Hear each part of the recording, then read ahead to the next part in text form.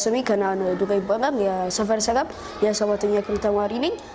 ሌላ የአሁን ያለንበት የላብራቶሪ ክፍል እንደምናየው የተለያዩ ኬሚካሎችን በአቅራቢያችን የምናገኝበት ሲሆን ተማሪ የሰባተኛ ክፍል ላይ የጀነራል ሳይንስ ወይም ደግሞ የጂኤስ ትምህርትን በምንማርበት ጊዜ እዚህ መተን የፈለግነውን ኬሚካል ማግኘት እንችላለን።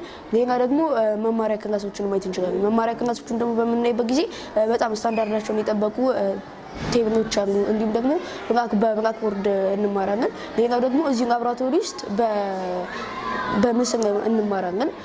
ሌላው ያው ተማሪዎቹ እርግጥ ነው በክላስ ውስጥ በሚማሩበት ሰዓት የተለያዩ ነገሮች ያጋጥሟቸዋል ወይም ደግሞ በተለያዩ ምክንያት ሊጎዱ ይችላሉ። በዛም ደግሞ ፈርስት ኤድ መስጫ ወይም ደግሞ የቅድመ ሕክምና ክላስ አለን።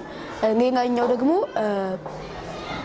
የአመጋገብ ስርዓታችን በጣም ምርጥ ሲሆንና በተመጣጣነ መንገድ ወይም ደግሞ ተመጣጣኝ የሆኑ ምግቦችን እዚሁ እናገኛለን። እንዲሁም ደግሞ በጥራት ባላቸው ነገሮችና ጥራት ባላቸው እያንዳንዱ ሰዓቱን እየጠበቀ የሚሰራ ሁሉም ጥራት ያላቸው ነገሮች ናቸው። ሌላኛው ደግሞ የትምህርት ቤቱ ሚኒ ሚዲያ እንደሚታየው በጣም በጥሩ ደረጃ ላይ እየሄዳለና ከአምኖ ዘንድሮ በጣም የተሻሻለ በጣም መሻሻል የታየበት ነገር ሲሆን ሚኒ ሚዲያችን ያው አምና የተለያዩ ጉድለቶች ነበሩበት። አሁን ግን በጣም ብዙ ተሰጥኦ ያላቸው ተማሪዎች አሉ።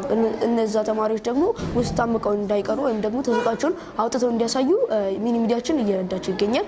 ሌላ ደግሞ በዚህ ሚኒ ሚዲያ የተለያዩ ተማሪዎች በጣም ብዙ አገልግሎቶችን እያገኙ ይገኛሉ።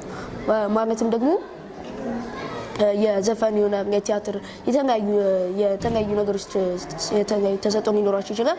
እኛም ደግሞ በሚኒ ሚዲያ አማካኝነት ያንን ነገር እያገኙ ነው። ማለትም ደግሞ ያኛውን ተሰጥኦአቸውን አውጥተው ለተማሪዎች እያሳዩ ነው። ሌላኛው ደግሞ ላይብረሪ ያው እንደሚታየው ሁሉም አይነት መጽሐፍ ነው። ልቦለድም ሆነ አጋዥም የተለያዩ የፈለግናቸው አይነት ካሪኩለሙ የተቀየረባቸውን መጽሐፍ ብንፈልግ ላይብረሪያችን ውስጥ ማግኘት እንችላለን። ይሄ ደግሞ ለእኛ ጥሩ ነው። ላይብረሪያችን ሁለት አይነት ያቀማመጥ እንትን አለ። አንደኛው በግሩፕ የምናጠናበት እንደዚህ ሰፊ ቲም ሲሆን ሌላኛው ደግሞ በግላችን ወይም ደግሞ ሰው እንዳይረብሽን በግላችን ማጥናት ከፈለግን የምናጠናበት መንገድ አለ።